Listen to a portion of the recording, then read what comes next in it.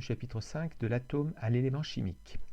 Alors, grand 4, du microscopique au macroscopique. Donc il faut distinguer les échelles microscopiques des échelles macroscopiques. Donc à l'échelle microscopique, on va parler d'entité chimique. Une entité chimique désignera donc un atome, une molécule ou un ion qui constitue la matière.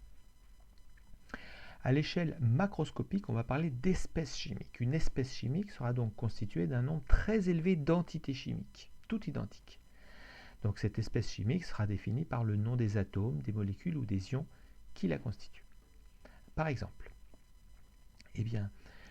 un morceau de platine, à l'échelle macroscopique, donc, est constitué à l'échelle microscopique d'atomes de platine. On parle pour le morceau de platine, d'une espèce atomique.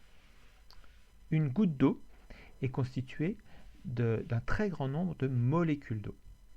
Et du sel donc, est constitué d'ion chlorure, Cl-, et d'ion sodium, Na+.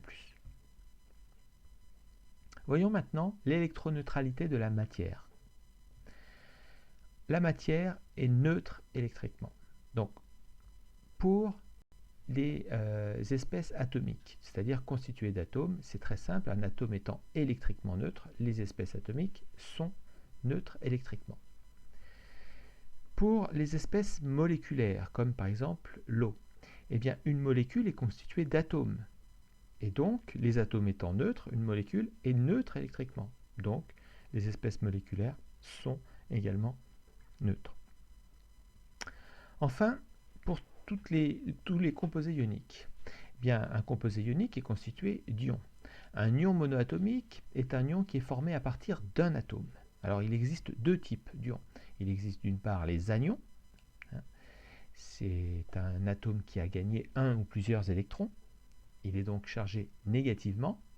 Donc, on va trouver par exemple l'ion chlorure, qui est constitué à partir d'un atome de chlore et qui a gagné un électron, qui a un électron de plus que le nombre de protons, et donc il est chargé une fois négativement. Et puis, de même, on a les ions fluorure, par exemple, de formule F2-, parce qu'ils ont gagné 2 électrons. On obtient aussi un cation quand, à partir d'un atome, on perd un ou plusieurs électrons. Et donc, un cation se retrouve chargé positivement puisqu'il a 1, 2, voire 3 protons de plus que d'électrons. Par exemple, l'ion magnésium a pour formule Mg de plus parce que, il a perdu 2 électrons. L'ion aluminium a une formule Al3+, parce qu'il, lui, il a perdu 3 électrons. Donc, dans ce contexte, un composé ionique, comme le sel, est formé de cations et d'anions. Dans un composé ionique, les charges positives portées par les cations vont compenser exactement les charges négatives des anions, et donc le composé ionique sera électriquement neutre. Prenons l'exemple du chlorure de magnésium. Le chlorure de magnésium, il est formé d'ion chlorure, Cl-, et d'ion magnésium, Mg de plus.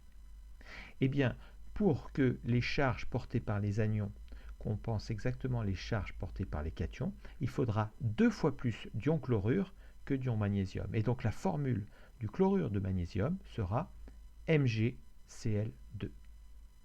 Voilà, c'est tout pour aujourd'hui. Bon courage.